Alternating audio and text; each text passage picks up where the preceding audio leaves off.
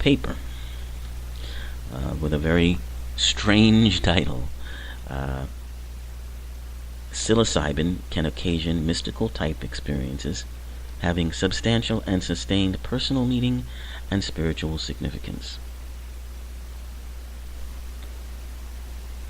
And it's considered to be the first rigorously designed, double-blind, placebo-controlled clinical study in more than 4 decades to examine the psychological effects of a psychedelic.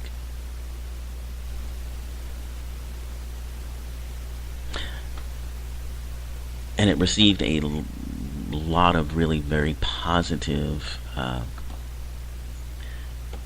attention from drug researchers and also policymakers involved in the so-called drug war, as well as people studying substance abuse and the effects of it.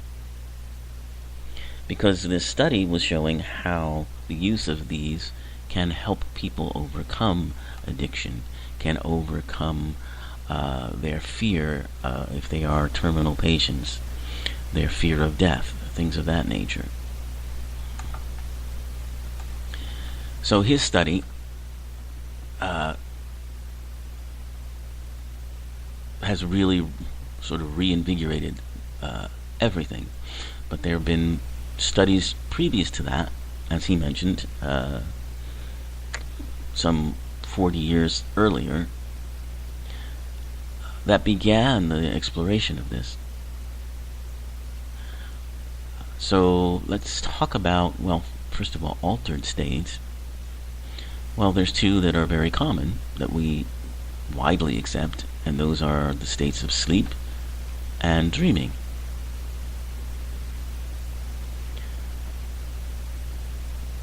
Now, those are 2 different states because dream sleep and non-dream sleep are very different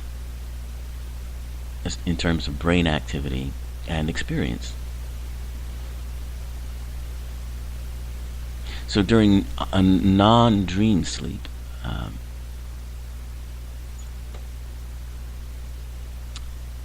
if you were to wake someone up from a non-dream state, they may have some vague and sketchy thoughts, and whatever experiences they might have upon waking don't have a continuous narrative to them. But during dream sleep, people who are awakened report detailed experiences and events that form sort of a continuous progression, which also may be interrupted by some very bizarre, strange things going on. But the thought processes during these dream states show disruption of normal memory, and often what you've been dreaming disappears once you've been awakened, especially if you've been in a non-dream state. And if you've been awakened from a dream state, it may take a few minutes before those experiences disappear, unless you write them down or talk about them or make a record of them in some way.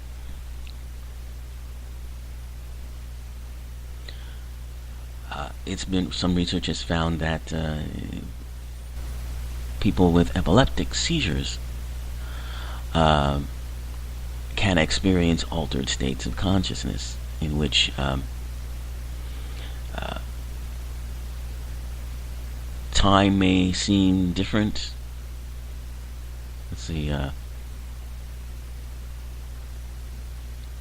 Experiences, even some sorts of hallucinations can happen.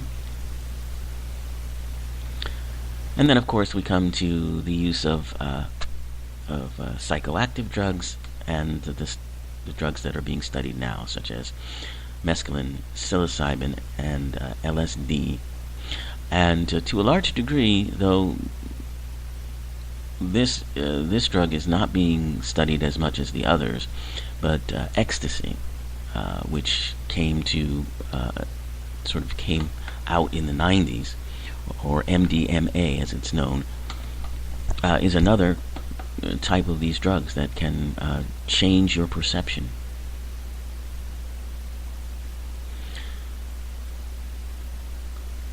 And so there have been studies about what these altered states mean. One investigator, psychologist named Charles Tart, in the 60s and 70s, analyzed state of consciousness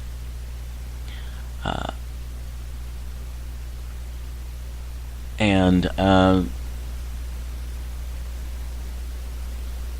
studied how they could be altered in multiple ways by different kinds of manipulations, including chemicals. And some of the things that were involved in, or elements of state of consciousness, would be exteroception, sensing external world; interoception, sensing the body; input processing, sensing meaning; emotions, memory, time sense of identity; evaluation and cognitive processing; motor output and interaction with the environment. In his view, each of these could be altered in many different ways.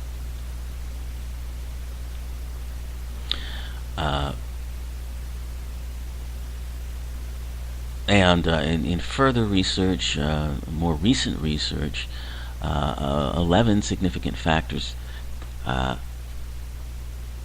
that arose out of, now these are chemically induced states of consciousness, included experience of unity, that's belonging to something greater, or oneness with the universe, if you will; spiritual experience; blissful state; insightfulness, being able to see into or through things, or having a moment of insight into a problem or a situation; disembodiment, such as out-of-body experiences, that sort of thing; impaired control and cognition; anxiety; complex imagery, elementary imagery; audio-visual synesthesia; and changed meaning of percepts. So that, in other words, things mean something entirely different than they used to. Synesthesia is by the way, the phenomena in which you can sort of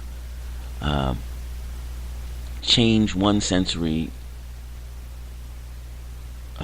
pathway into another. In other words, you can smell music, or hear colors.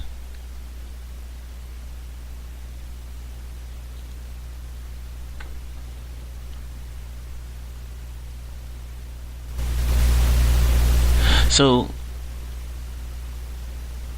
there has been, a study of these things, obviously. Another sort of breakthrough psychologist by the name of Dr. David Bohm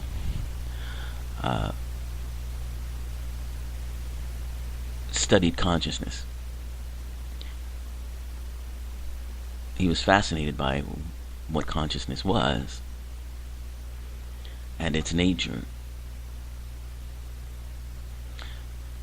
And it brought him together with a philosopher, psychological philosopher, by the name of Jiddu Krishnamurti in the early 60s.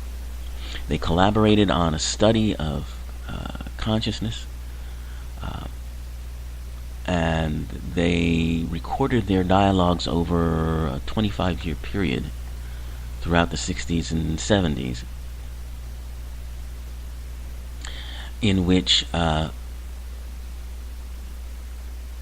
they discuss the nature of consciousness.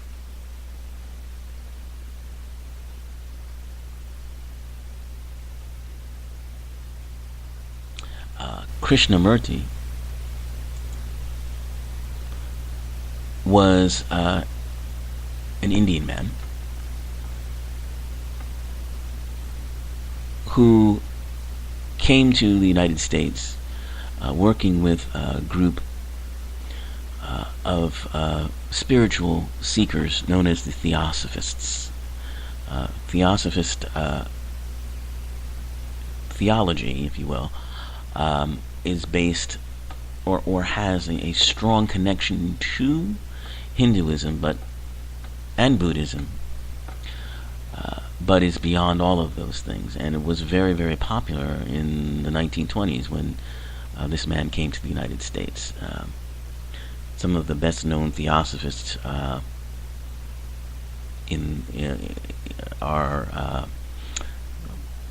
the writer of the Sherlock Holmes series. Arthur Conan Doyle was a well-known Theosophist, and there were others too. It was very, very popular in the early 20th century.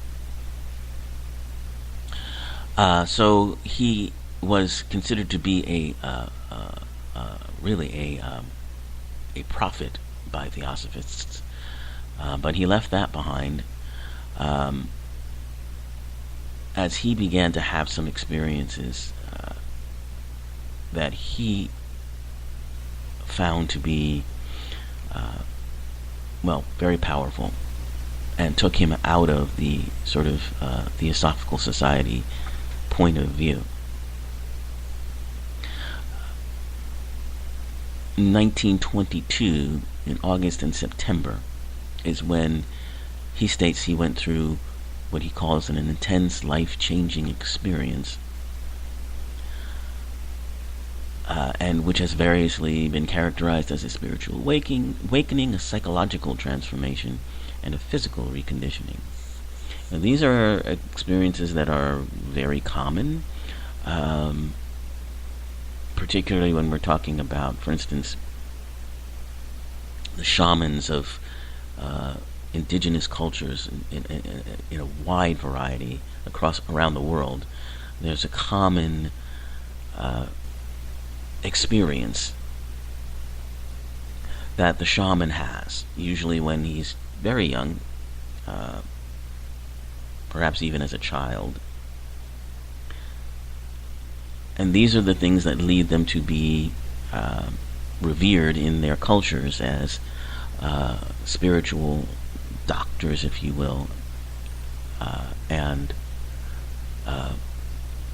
in a way prophets, though the idea of prophecy and prophets and even clerics and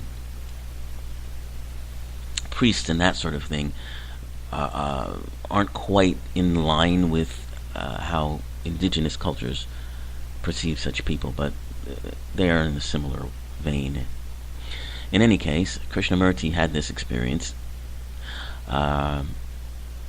and he describes them in two distinct phases. First was a 3-day spiritual experience,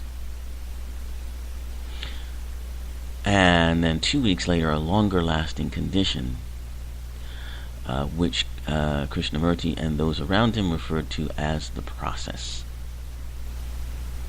which apparently occurred at frequent levels and with varying intensity until his death.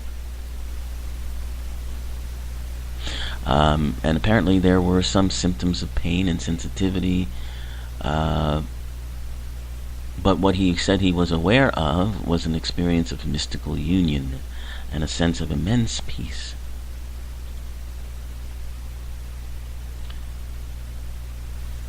And these experiences were accompanied or followed by what was sometimes described as the immensity, or the sacredness, or the vastness,